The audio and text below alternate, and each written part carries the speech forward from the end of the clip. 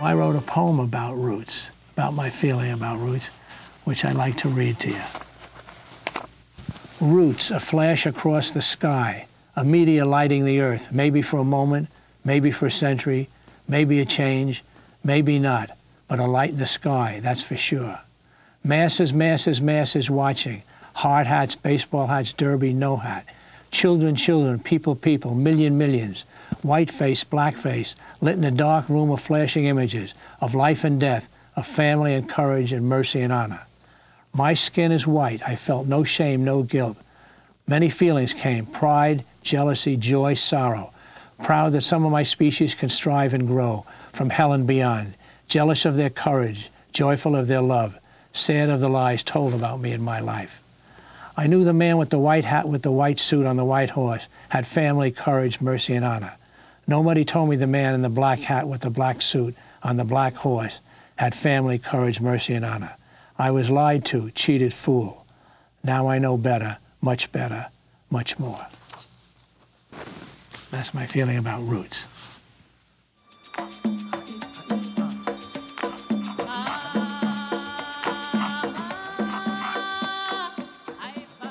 My daughter was just a little baby.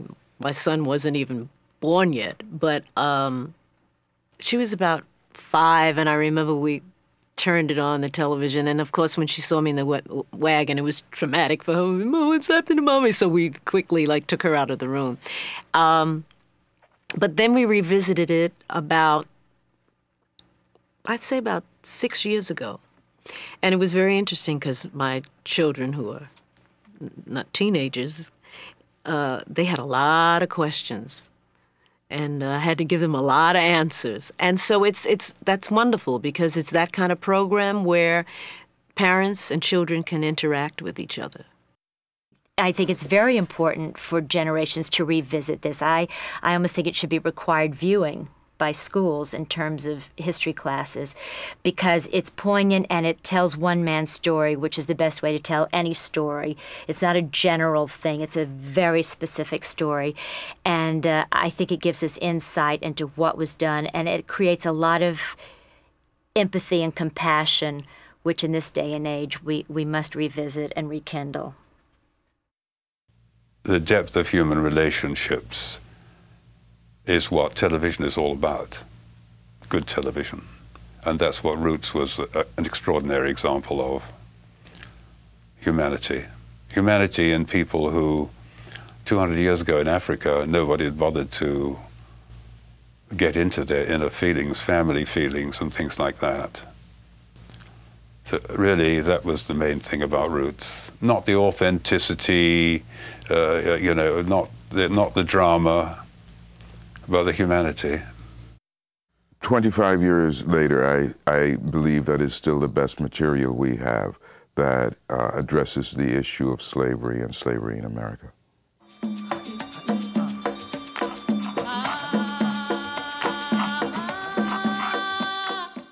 Alex used to say all the time, history has a tendency to be written by the winners. And our story had always been written by people other than us.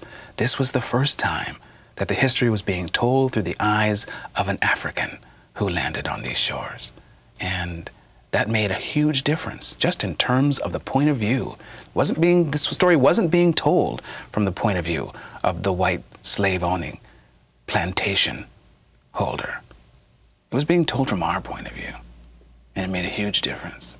Everybody came to work just ready to throw down every single day. I'm such an egotist, as I told many people, that when I took this job, I said, well, I'm going to be brave and I'm going to do this job because I'm sure a lot of whites won't take these jobs. I'm going to offer myself up. And my God, whites were tripping over each other to get on board this vehicle. Now that just shows you how full of crap I was. It shows you how actors are. And it shows you what a great vehicle this was. And how eager people are to be involved in a great story. And it succeeded. And it broke open the great secret. There was just a wonderful, exciting kind of like when you go to New York. There's a rhythm. There's a like somebody's always playing the drums underneath there. There's a feeling of an energy about this project when we were doing it. I don't think any of us imagined at the time that it would be such a blockbuster when it aired, and that it would just absolutely stop this country dead in its tracks. I just knew it was a good picture. I knew that. I knew that David had just shot it wonderfully. I thought the first script was a good and solid piece of work. I thought the production values were wonderful. Performances were where they all should have been. I just knew it was a very, very good piece of film. I knew it was honest. I knew it was truthful to what Alex had intended to bring forth. And after that, it's a crapshoot. Had it been a terrible, terrible bomb, I wouldn't have one shred less pride in what we did.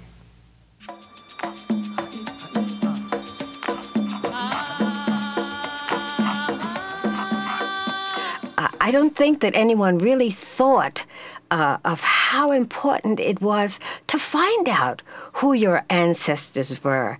And, you know, when you think about it, you realize that the blood that runs through your veins, it didn't just come from your parents. It came from their parents and from their parents' parents. So the lineage that produced us is and was and has always been important, but I don't think that we realized how important it was until Alex Haley wrote the book, Roots. One of my daughter's classes came down to visit, and it sparked conversation, not just in the family, but also in the classrooms as to what we were doing and what we were involved with. I hope that the viewing of Roots to this day sparks those kinds of conversations, because it helped me and my family, and I think it will help any family in the discussion of the history of the United States, the history of slavery, the history of Africa. I'm sure that it will help if Roots is still the catalyst that can open a lot of those doors. People were showing their love against the odds, you know, against all the anguish, against being considered undesirable, you know, and unwanted, being plucked away from their roots, so to speak, from their foundation, their background, and still surviving and having the strength or just the raw tenacity to go forward. That to me is awe-inspiring. Well, 25 years later, it's not so much in my head, it's in my heart. It's very emotional watching this. Not only the memories of working on it, but what it has to say, and it's still relevant. That's what's so wonderful about watching this, is that the message is still a message that needs to be heard today. Because one of my pet peeves is the fact that we still use those old history books, which doesn't tell much about the background from where we came. And I think when children sit in a classroom and they're doing history, we need to know about each other and the contributions that we have made. And we seem, you know, I mean, there's a few people that get mentioned, but the slavery thing is such a big thing, but they need to know that we weren't slaves originally, and all that is missing from the history books. So for me, Roots also represents the history books that we don't have, because it does tell the story about our background that people need to know, and so that we're not treated as second-class citizens. But he had such a sense of history. He had such a sense of history and wanting to let us know our history and where we came from in this country. And what I loved about Roots, too, is that he didn't start it with here, because this was the horrible part. He started it in Africa, where we're from, when we were kings and queens and people of royalty, you know, and I love that because a lot of people didn't have that understanding about who we were. A lot of people only viewed us as the slaves that we became here in this country. But we have a very rich past, a very rich heritage. And Alex Haley, I think, was wise enough to start it in the country, in the land of our birth, and bring us to here, so that it's almost like you have to understand where somebody has been to see where they've fallen to really appreciate the struggle and the horror that their life becomes.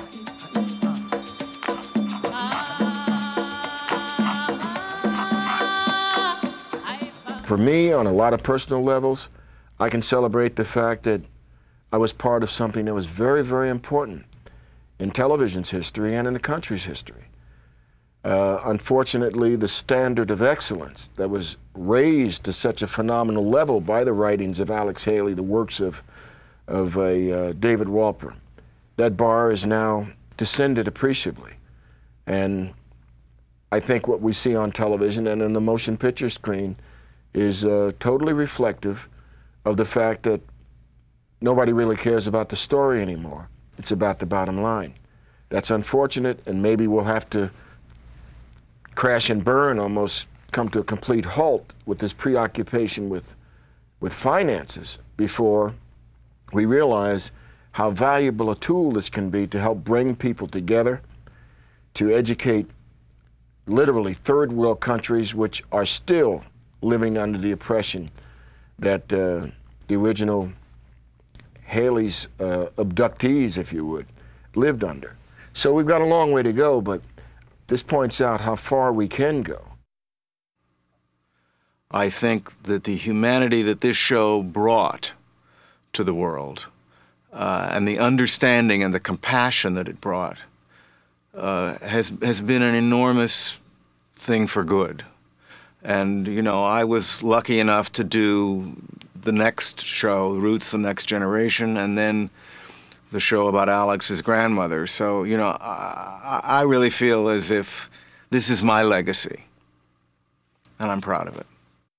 At the time, I just didn't know when we were making it how important it was, or it was going to be. You couldn't know that, you know? And as time has gone by, and I see how many people were affected by it, I am, like I said, very grateful and very proud to have been a part of that story, that production.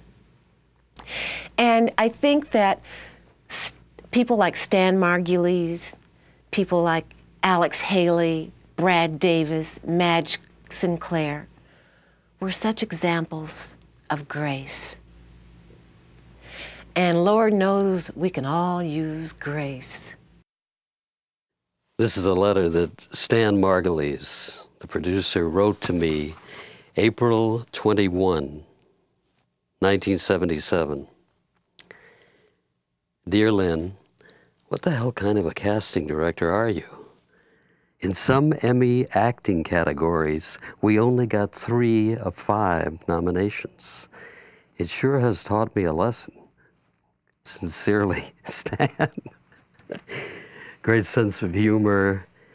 And aside from all the Emmys, we did receive a special award from the Television Academy for the casting, which I still hold very close to my heart as an important part of my career.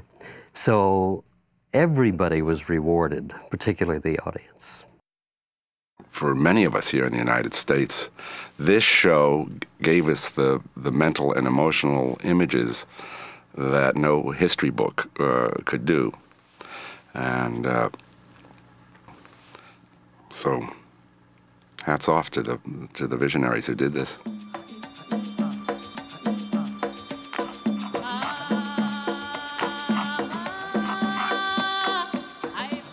my first impression of him was what a wonderful, warm-hearted, loving person he was. And I know he had said to me later on that when the success comes so late in life, and maybe it came so late in life for him, he's already grounded. He already knows who he is. So that's why it didn't go to his head and he didn't go crazy. You know, he used to say, I can only sleep in one bed at a time. I can only drive one car at a time. I can only live in one house at a time. And so it didn't change him in the slightest. He treated everybody the same. He loved everybody, no matter what your position were, no matter if you were sweeping up the set or starring in it. You know, he treated everybody with the same respect and love, and that was a real learning lesson, I think, for all of us. He set an example.